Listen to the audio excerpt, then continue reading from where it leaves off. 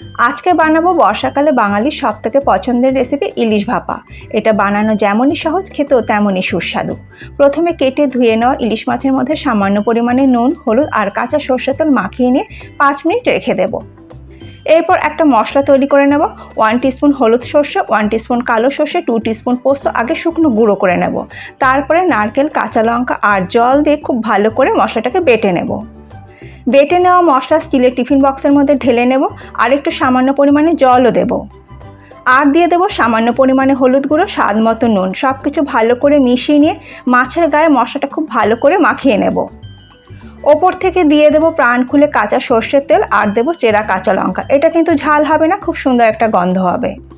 তারপরে টিফিন বক্সের ঢাকা বন্ধ করে 30 মিনিট এইভাবেই রেখে দেবো, যাতে মাছের মধ্যে মশলাটা সুন্দরভাবে ঢুকে যায়। 30 মিনিট পর লো টু মিডিয়াম ফ্লেমে 15 থেকে 20 মিনিট ভাপিয়ে নেব। তারপরে গরম গরম ভাতের সাথে খেয়ে বলুন কেমন হয়েছে। ভালো লাগলে সবার সাথে একটু শেয়ারও করে নেবেন।